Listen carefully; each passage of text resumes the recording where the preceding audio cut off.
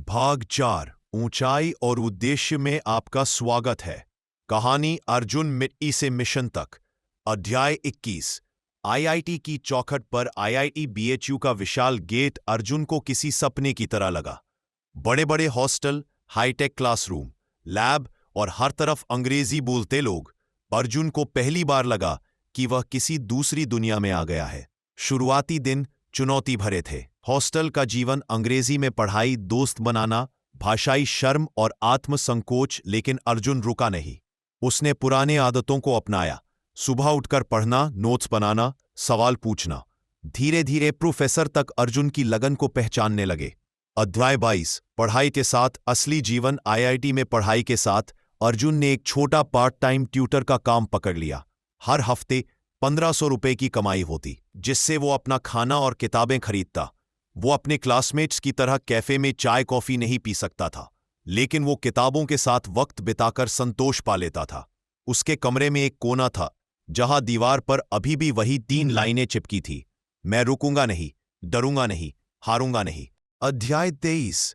गांव को याद करते हुए, आईआईटी में रहते हुए भी अर्जुन का मन बार बार अपने गांव लौट जाता था। एक दिन उसने गांव के पुराने दोस्त लखन से वीडियो कॉल पर पूछा, भाई बच्चे अब क्या कर रहे हैं स्कूल में? लखन बोला, वही हाल है, आधे बच्चे खेतों में, आधे स्कूल में मोबाइल लेकर बैठे रहते हैं। अर्जुन का दिल कांप गया।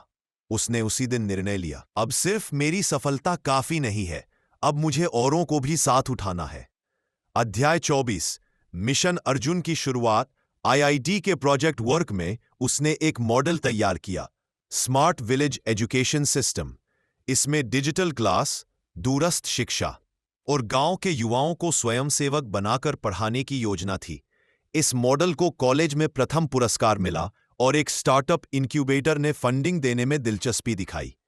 अर्जुन ने अपने मॉडल को एनजीओ के साथ मिलकर पायलट प्रोजेक्ट के तौर पर अपने गांव उसुमटोला में शुरू किया। अध्याय 25। बच्चों की दुनिया में वापस। जब अर्जुन गांव लौटा तो बच्चे चौंक गए। अरे, अर्जुन भैया वापस आए।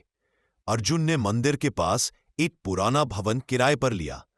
वहां एक व्हाइट बोर्ड, कुछ किताबें और 2 पुराने लैपटॉप रखे। बच्चों को पढ़ाने के लिए उसने गांव के 3 पढ़े लिखे युवाओं को ट्रेनिंग दी। क्लासेस शुरू हुई। नाम रखा गया ज्ञान-ईप शाला। पहली क्लास में सिर्फ 5 बच्चे आए। तीसरे महीने तक 45 बच्चे पहुंच गए। छठे महीने तक पास के गांवों से भी बच्चे आने लगे। अध्याय 26। Take plus touch equals change. Arjun ने डिजिटल वीडियो क्लासेस का उपयोग शुरू किया।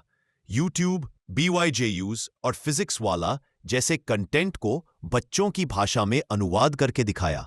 लेकिन टेक्नोलॉजी से ज्यादा उसने बच्चों से मानवीय जुड़ाव बनाया। वो खुद बच्चों को कहानियां सुनाता, उनका होमवर्क चेक करता, उनके माता पिता से बात करता। धीरे धीरे लोग अर्जुन को सिर्फ आईआईटी वाला लड़का नहीं, बल्कि गांव का भविष्य कहने लगे।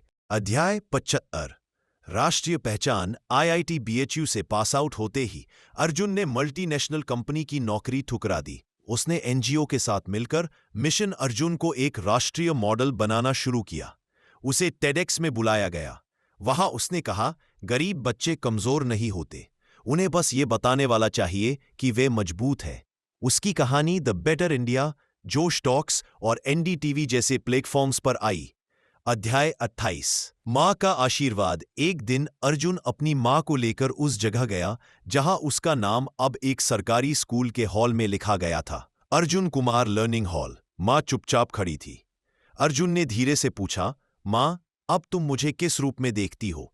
मां बोली, अब तू सिर्फ मेरा बेटा नहीं, तू सबका बेटा है। अध्याय 29। बदलाव का चक्कर। अर्जुन अब हर साल हजारों बच्चों को पढ़ाई, स्कॉलरशिप और करियर काउंसलिंग में मदद करता है। उसके ज्ञानदीप स्कूल अब 5 राज्यों में फैल चुके हैं। उसका सपना है हर गांव में एक अर्जुन बने। भाग 4 का समापन। एक किसान का बेटा जो कभी बिना चप्पल स्कूल जाता था, आज हजारों बच्चों के पैरों के नीचे पक्की जमीन बिछा चुका है। उसने खुद को बदला, फिर दुनिया को। अंतिम भाग, भाग 5, विरासत और भविष्य। जिसने अर्जुन अपना मिशन देश भर में फैलाता है, नीति निर्माताओं से जुड़ता है और शिक्षा का सच्चा योद्धा बन जाता है। अगले भाग के लिए लाइक करें और सब्सक्राइब करें।